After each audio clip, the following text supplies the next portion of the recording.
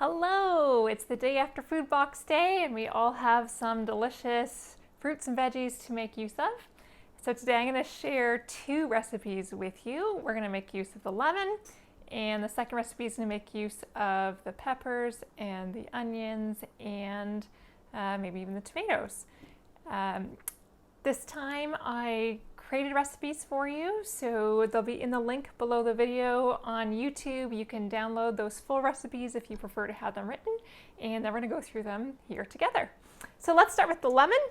My lemon, you might notice, not sure if you can see that or not, but it's looking a little bald, and that's because before I wanted to start working with it, I took my microplaner and took off all of the lemon zest. So that's the first usable part of a lemon that I'm excited about. So I've got some nice zest there. I'm going to throw that into a batch of cranberry muffins later, and it'll just add some extra flavor.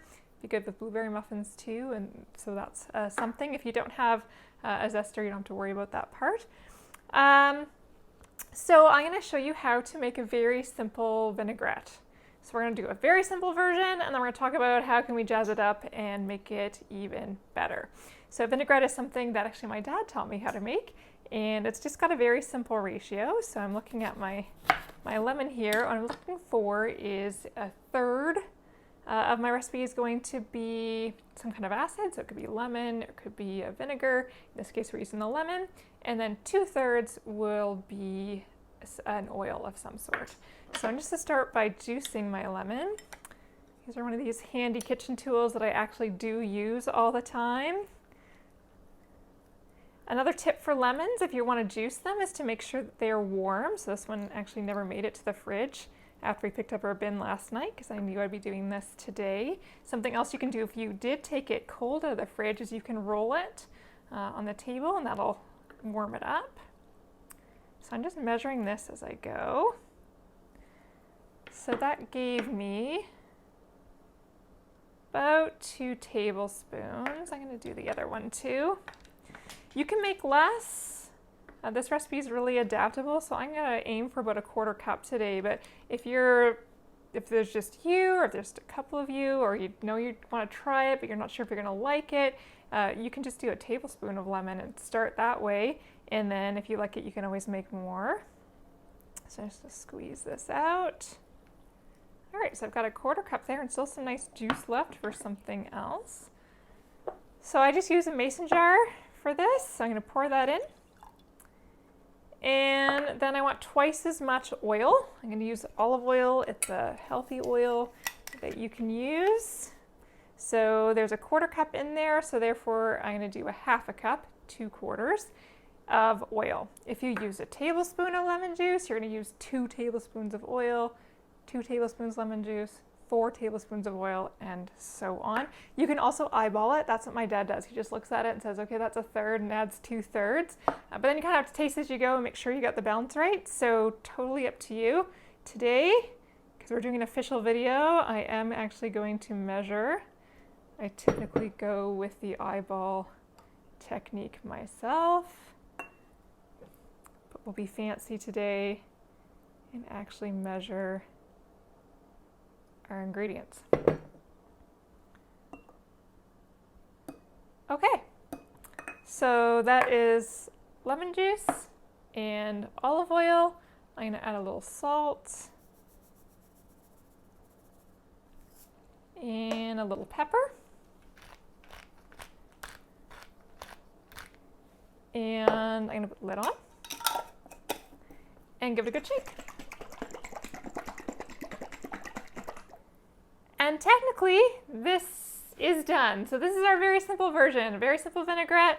It's oil, an acid of some kind, put it together, a little salt and pepper to taste, and you have a vinaigrette. So that could be tasty in our bin. We have the lettuce and the tomatoes and the cucumber.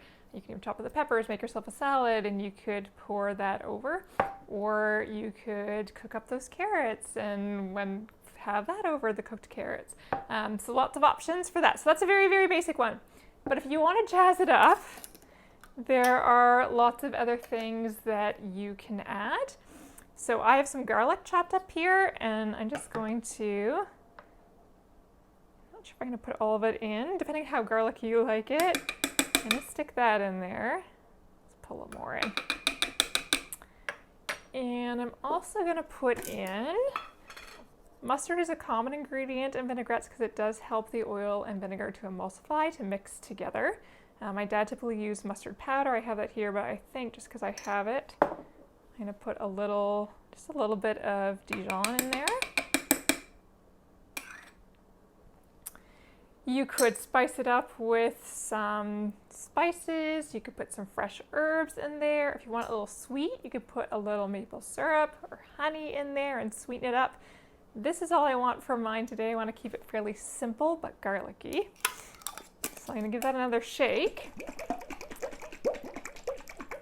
And if you're adding herbs, you're adding garlic, any of those extra flavor enhancers, it's really helpful if you actually just pop this in the fridge. So make it in advance, pop it in the fridge, let all those flavors meld together, and then about a half an hour before you want to eat it, take it out. And the reason why half an hour before is because olive oil thickens in the fridge. So when you take that out, it's going to be just a thick chunk, and so you need time for it to warm up, and then you can shake it and use it for your salad. So in my dad's version, he makes what we call a killer Caesar, and that is partially in the recipe that I've included below. So it kind of starts here. You add a whole lot more garlic. Your choice though, you don't have to add it. It's your recipe. You can do what you want. He adds a little Worcestershire sauce and some Parmesan cheese, and that is what we had for Caesar salad when I was growing up. It's really good. And I also have some other options there. And remember, it's your dressing. And any other vinaigrette dressing recipe you look at now you know the only things you have to have in there is you have to have your acid and your oil, and everything else is optional and flavor. So if there's a flavor there you don't like, you can still make it. Something else that my dad adds to his is a little bit of red wine vinegar. So if you just want more of that vinegary dressing taste, you could do that. I had some apple cider vinegar. I was going to throw it in, forgot. But whatever that you like, that can go in. Now this is not your store-bought dressing. It doesn't have any preservatives or additives in it. So you only want to make enough that you're going to use in about a week because it's not going to keep indefinitely in your fridge. But again, it's really easy to customize. So the recipe said a quarter cup, but this looks like that's too much for what I'm going to eat. Then do 2 tablespoons and just cut everything by halves. So that's a very simple vinaigrette that you can make with your lemon. Some other ideas for your lemon, if that's not the kind of thing you want to make. Very simple thing is you could put a little lemon in your water. So not lemonade, but if you have your regular glass of water and you put a little bit of lemon in it, just gives the water a little extra flavor. If you use hot water and then maybe put a little bit of honey in it, that can be really soothing, especially if you're not feeling well or if you do it at night. Some cooking ways to use your lemon. I like to slice it up if I'm baking fish. I'll slice it up into rings and I'll put those rings over the fish when I bake it, and it kind of puts that lemony flavor right onto the fish. For chicken, if I'm doing a roast chicken, I'll sometimes cut a lemon in half and put a half, stuff the chicken with that half a lemon. It kind of provides that lemon flavor in the chicken, plus it adds a little bit of extra to the drippings if you're going to use those drippings to make some sort of gravy or sauce. So those are some options for your lemon. So hopefully you enjoy using that new thing in our bin. That was a request that we include some of those citrus in our bin, so you might see them coming again. And we're going to move on to peppers, onions, and tomatoes. Let's start the next recipe. So for this recipe, we are going to make a sheet pan dinner. And one of the reasons why I enjoy sheet pan dinner is because it's very hands-off. Once you've done all your chopping, you just stick it in the oven and then you're free to do whatever you need to do while that cooks away. So it could be simple if it's a weeknight, you just have a little bit of time to chop veggies, or if you prepped them beforehand and they're just in your fridge, it's a great way to throw some things together, put it in the oven, go do what you need to do, and then the oven's ready and dinner is served. So we're gonna make one with the peppers, the onion, tomato if you like, and I'm gonna put some sausage on top. So when it's all done, it's gonna be cooked sausage with the peppers and onion mix. But as in all the things that I share with you, this is really customizable. So if you want different veggies, if you want a different protein, you have all those options. So this is pretty basic. So I have cut my peppers into strips. When my husband makes this recipe, he cuts them into bite-sized pieces. So It's really what you enjoy. Either way works really well. Bite-sized pieces kind of turns a little bit more into almost a sauce. They get really, really soft. I like to have a little bit of bite to my veggies, and that happens with the strips. And then I have onion also cut into similar sized strips. And so that's the basic recipe that we make quite often with other stuff as far as veggies go. But today I'm actually going to throw in some tomatoes as well. Never done this before, so just letting you know this is not part of the regular recipe, but I think it will be good. Sometimes we put salsa in with our peppers and onions, so why not tomatoes? And then you're just going to drizzle some oil. Again, I'm using avocado oil because it does well in the higher temps in the oven. So just drizzle some over that.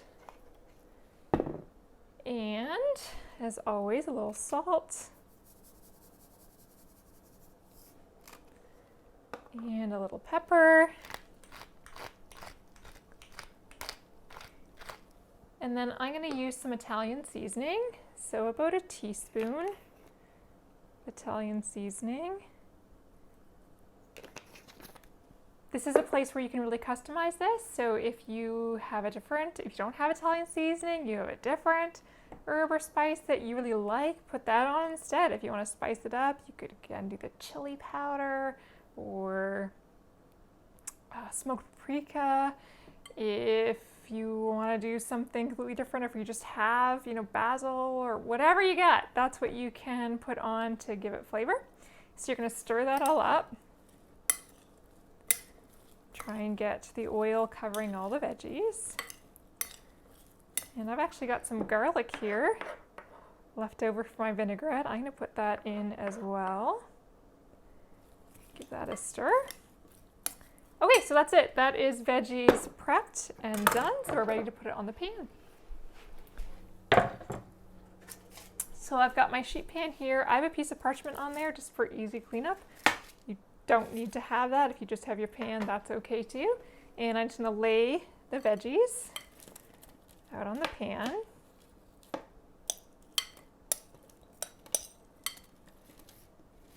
Try and get a nice even layer. If it's all piled up on top, it won't cook as well. So just spread this out. Kind of covers the whole pan. It's one of those recipes that if you have a bigger family, you could easily double it and have more veggies, use a bigger pan. But this is a good size for my family. Okay, so once that's spread out, then I'm just going to take my sausage and I'm just going to put it right on top. So the sausage kind of cooks right over that bed of veggies.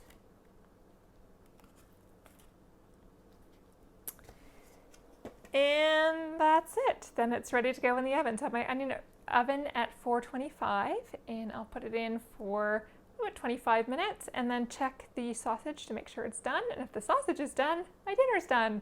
And if it's not quite, I'll just put it in for another 5 minutes until it's ready. So that's basically a sheet pan supper. All right, so my sheet pan supper just came out of the oven and it smells really good and it looks really good and the tomatoes definitely worked. I would definitely do that again. And it is ready to eat. So quick idea for a quick dinner, made use of our peppers and our onions. So I hope you enjoy your produce and find lots of great ways to use them.